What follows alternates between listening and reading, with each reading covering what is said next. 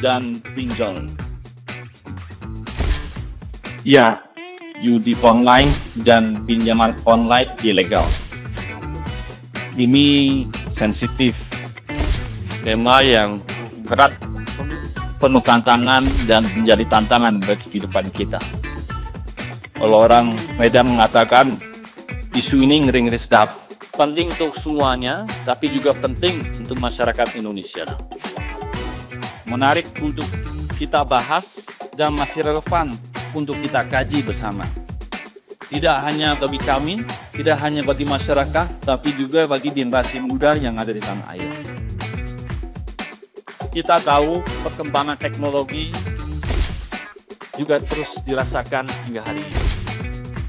Ada AI, Artificial Intelligence, yang mana AI juga dapat membantu kita untuk memudahkan dalam melakukan riset, dalam melakukan produksi apa yang kita inginkan dalam kehidupan ini dengan teknologi, dan juga bisa digunakan dalam ilmu ekonomi digital. Tetapi kalau kita tidak bisa menggunakannya dengan baik, dengan positif, AI juga dapat memberikan dampak yang negatif yang bisa merugikan kita. Sebut saja terkait dengan data-data pribadi atau data-data yang mudah untuk kita dicuri karena keterbukaan teknologi tersebut. Sekarang kita juga harus mawas diri terkait dengan adanya fintech, financial technology. Fintech itu tidak buruk, bisa membuat kita menjadi lebih produktif, meningkatkan akses keuangan kita, dan di sisi lain itu membuat lebih efisien dalam hati ekonomi atau chain ekonomi value kita. Tapi kalau kita tidak benar-benar memahami apa itu fungsi dan kegunaan financial teknologi tersebut, terutama kepada generasi muda dan masyarakat yang minim literasi, praktek-praktek yang dilakukan oleh fintech itu justru dapat dijadikan dengan cara yang tidak baik, yaitu praktek judi online. Dan atau yang sering kita dengar dengan adanya maraknya pinjaman-pinjaman uang dengan bunga tinggi tetapi secara ilegal, meresahkan masyarakat dan kemudian juga bisa mengganggu perilaku generasi muda kita. Sehingga saran kami juga tentu kita harus tetap mawas diri, mempelajari plus minus dari artificial technology atau kemajuan teknologi tersebut, dan tidak hanya sekedar larut dalam hal apa yang kita terima begitu saja. Dan itu kita juga harus lihat secara bijak dalam menggunakan layanan digital agar kita tidak terjebak. Terkadang di saat awal menyenangkan, kemudian di saat akhir kurang menyenangkan. Dan apalagi masyarakat kita ini mudah terpengaruh dengan iming-iming dan terkadang apa yang bisa diraih dalam teknologi tersebut.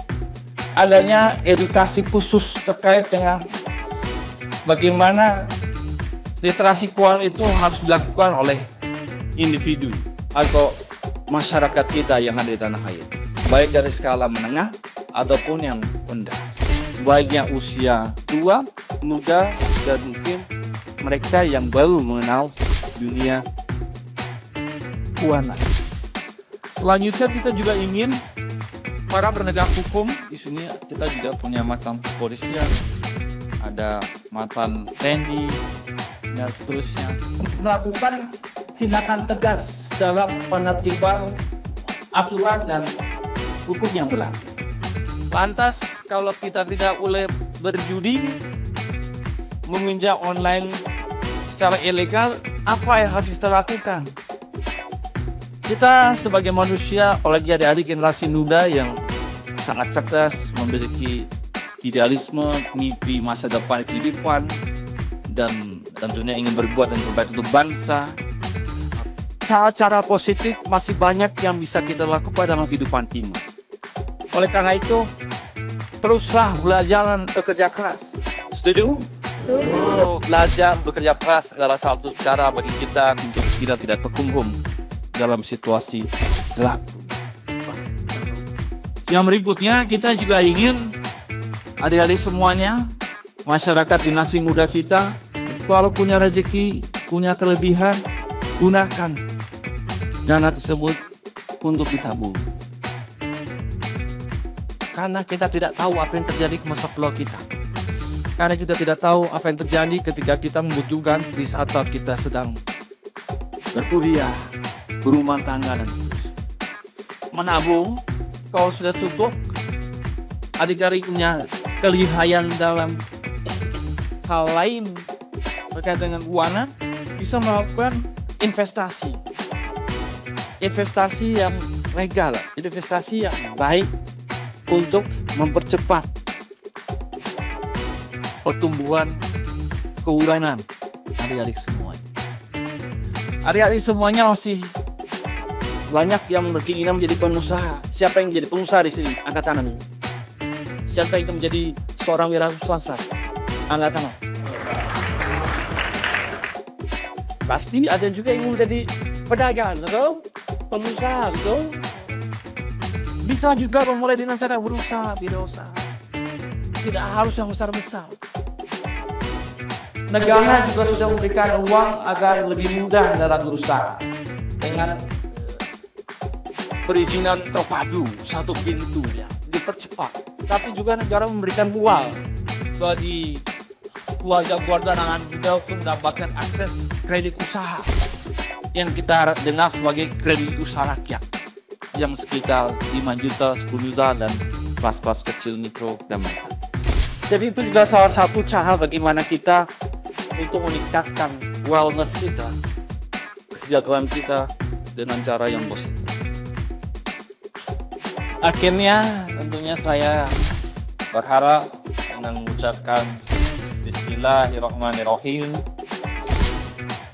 Seminar Nasional Fraksi Partai Demokrat dengan tema Bangkitkan Sadar Digital, Lawan Judi Online dan Pinjaman Online Ilegal untuk menyelamatkan masa depan dari generasi muda kita. Saya buka dan dinyatakan terbuka untuk umum.